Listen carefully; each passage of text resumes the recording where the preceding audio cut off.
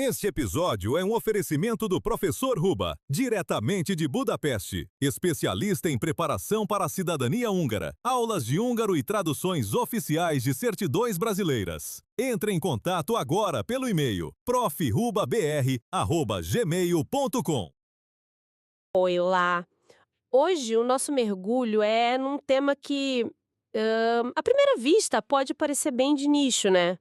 Bem específico, sim. A avifauna da Hungria. Mas a gente vai ver que a história por trás disso é incrível. Fala de ecologia, de história. E da própria ciência, né? De como a gente cataloga o mundo. Nós recebemos um material bem rico. Exato. Temos listas da Wikipédia em inglês e húngaro, um trecho de um livro de ornitologia super antigo e uma revista de natureza online. A nossa missão aqui é entender essa diversidade toda e o que essas listas realmente nos contam. E a gente já começa assim com um pequeno mistério. Já. Qual? Nos números. Uma fonte, a Wikipédia em inglês, de 2022, fala em 397 espécies. Já a versão húngara, essa fala em 424 espécies avistadas desde 1950. Ué? 27 espécies de diferença. Não é pouco? Não mesmo. E isso já é uma pista de que o trabalho não é tão simples. Ah, e um detalhe importante. As duas fontes concordam que nenhuma espécie é endêmica, exclusiva da Hungria. O que já mostra o país como uma grande encruzilhada, né? Um ponto de encontro. E para dar uma cara para essa fauna toda, a ave nacional deles é o falcão sacre, o falco cherrug. Uma ave de rapina linda e imponente. Totalmente. Faz sentido, né? Uma ave poderosa para simbolizar essa diversidade. Sem dúvida. Um símbolo de força que combina com a paisagem das estepes húngaras. Certo, mas vamos voltar para esse quebra-cabeça dos números. 397 contra 424. A minha primeira impressão é que, sei lá, uma das fontes está errada ou desatualizada, é isso. Então, essa é a reação natural, né? Mas a verdade é um pouco mais sutil e bem mais interessante. Ah, é?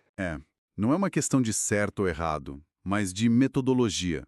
De tipo, qual é a filosofia por trás da contagem. Filosofia da contagem de aves. Gostei disso. É por aí. A lista húngara, a maior, com 424, funciona como um grande arquivo histórico. O critério deles é bem claro. Qualquer ave de população selvagem, vista e registrada de forma confiável, desde 1º de janeiro de 1950, entra na lista. Entendi. É como um álbum de figurinhas completo, incluindo as raras que só apareceram uma vez e nunca mais. Exatamente. É um registro de tudo que já passou por lá. E a outra lista, a menor? A de 397 espécies é mais como um guia de campo. Um retrato mais atual, baseado em dados de 2022. Ela foca mais no que é provável encontrar hoje, sabe? Nas populações que estão de fato estabelecidas. Ah, tá. Então uma é um guia de o que procurar amanhã e a outra é um arquivo de o que já esteve por aqui. Perfeito. É a melhor forma de ver. Uma é prática, a outra é histórica. E a complexidade não para aí. Tem mais. Tem. A fonte inglesa usa umas etiquetas tipo I para introduzida e A para acidental. Certo. O ganso do Canadá, por exemplo, é I, foi introduzido pelo homem. Já o ganso pequeno de testa branca é A, um visitante acidental, raríssimo. Acidental soa quase como um turista que pegou o voo errado. E é quase isso. São aves que se desviam milhares de quilômetros da sua rota por causa de tempestades ou desorientação. Para os observadores de aves, os birdwatchers, achar uma ave acidental é como ganhar na loteria. Imagino. Mas o que eu acho mais rico mesmo é como a lista húngara categoriza suas aves. Eles vão muito além de presente ou ausente. E como eles fazem? Eles transformam a lista numa história. Usam termos como álando, que são os residentes permanentes, os vizinhos do dia a dia. Ok. Depois tem os feskelou, os que fazem ninho lá. São como os turistas de verão, que vêm para ter seus filhotes. Que legal! Aí tem os atfunolou, os migratórios, que só estão de passagem, sabe? E os telelou, que vão passar o inverno lá, fugindo do frio de outros lugares. Nossa, isso muda tudo. Deixa de ser uma lista fria e vira um calendário vivo, um fluxo de chegadas e partidas. E falando em dar vida a essa lista, a revista online pickup.hu tem umas descrições que são assim pura poesia. Eles chamam a trepadeira azul, ou skreshuka, em húngaro, de o acrobata dos troncos de árvores. Exato. E o mais fascinante é que isso não é só um apelido poético. É a ciência e o conhecimento popular se encontrando. Como assim? Esse apelido acrobata vem de séculos de observação das pessoas do campo. E a ciência depois veio confirmar. A fonte da Wikipédia menciona a habilidade única dessa ave de descer as árvores de cabeça para baixo. A maioria das aves não consegue fazer isso. Que fantástico! É a sabedoria do povo dando a dica para a ciência. Exatamente. E tem mais, né? A carriça, orcorgen, descrita como uma das menores aves da Hungria. Um pigo de gente com um canto super potente. E tem o pisco de peito ruivo, o vorozhbej, que parece ser super popular, mas tem um lado meio sombrio na biografia dele. Ah, sim. Ele é uma das aves hospedeiras preferidas dos cucos. E que isso significa na prática? Aí a gente entra num drama da natureza. É o que chamamos de parasitismo de ninhada. Parasitismo. Isso.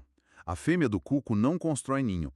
Ela espera o pisco de peito ruivo botar os ovos dele e, numa distração, ela vai lá e bota um ovo dela no meio. Caramba!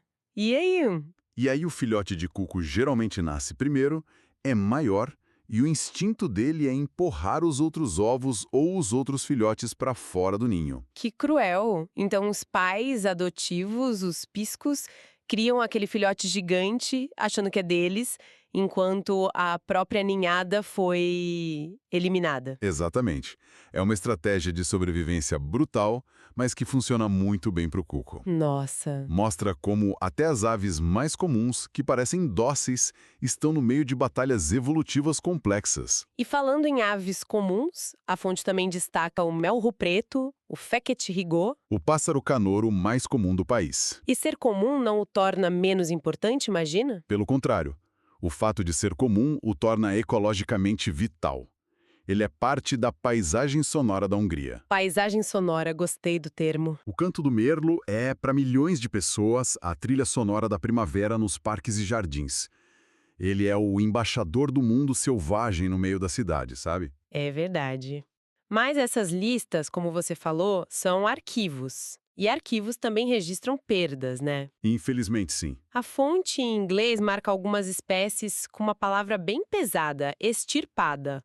É o caso do galo-lira e do cisão. É um termo que a gente precisa entender bem. Extirpado não é o mesmo que extinto. Qual é a diferença? Extinção é global, é para sempre. Extirpação é uma extinção local.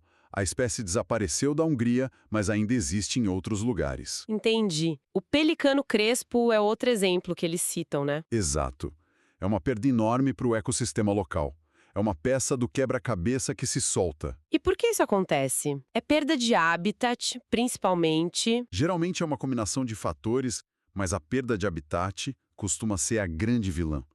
Mudanças na agricultura, drenagem de pântanos, urbanização. As fontes até mencionam a lista vermelha da UICN, que é a referência global de espécies ameaçadas.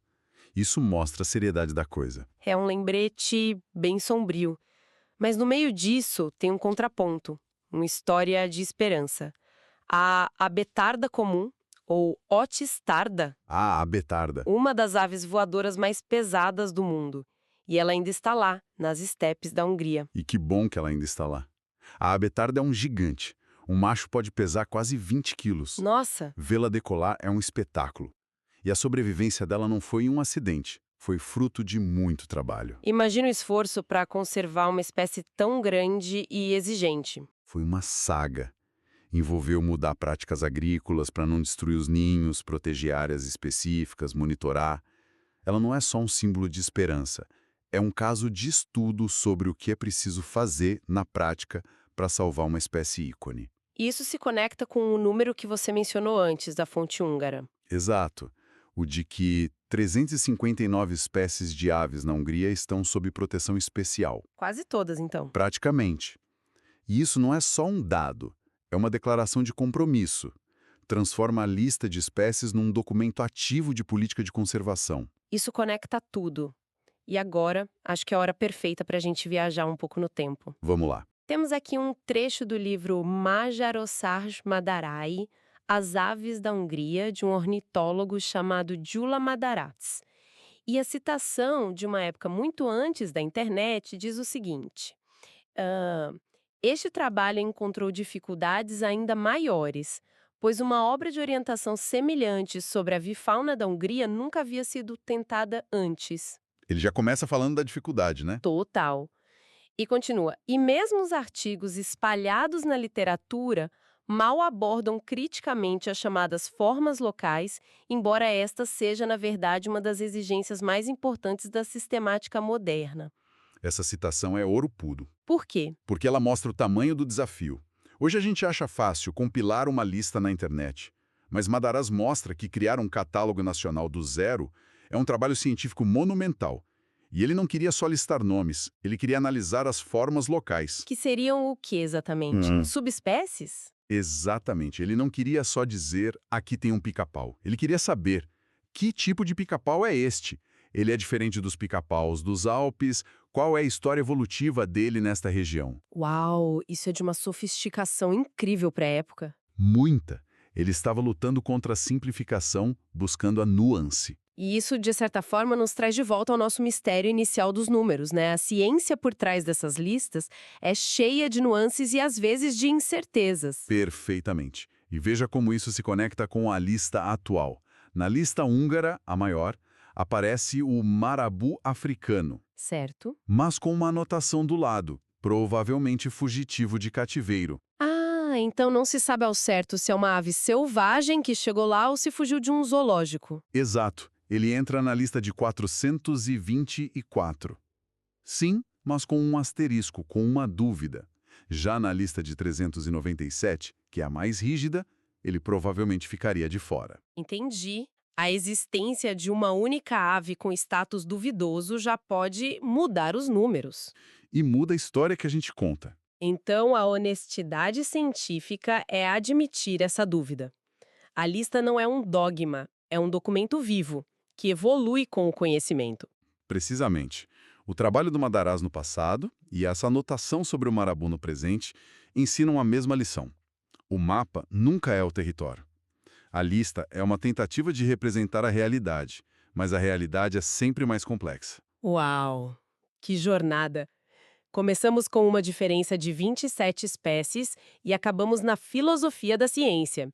Passamos da minúscula carriça à gigante abetarda, dos residentes aos visitantes acidentais. O que tudo isso significa no final? A grande conclusão para mim é que uma lista nacional de aves é muito mais que um inventário. É uma narrativa. Uma narrativa. Uma narrativa viva sobre a resiliência da natureza, sobre as viagens incríveis da migração que conectam a Hungria, a África, a Sibéria. É uma história sobre conservação e sobre a nossa própria busca por conhecimento. No fim, essa lista é um barômetro muito sensível da saúde ambiental de um país. Um barômetro, gostei disso. E essa ideia de movimento, de mudança, nos deixa com uma última provocação, né? As fontes listam dezenas de aves acidentais, espécies que aparecem a milhares de quilômetros de casa, como a coruja das neves, que é do Ártico, ou a batuíra americana. Aves completamente fora de lugar. Exato. Isso nos leva a uma pergunta para o futuro, que na verdade já é o presente. Com certeza. Numa era de mudanças climáticas aceleradas e habitats em transformação, em que momento um visitante raro deixa de ser um acidente e se torna o pioneiro de uma nova população? Quando o estranho vira um novo residente. Olhando para essas listas hoje, a gente fica se perguntando: como será a lista de aves da Hungria daqui a 50 anos? Quais dos acidentes de hoje serão os residentes permanentes de amanhã? Gostou do episódio? Então já deixa o seu like, se inscreve no canal e ativa o sininho para acompanhar todos os próximos conteúdos. Até o próximo episódio!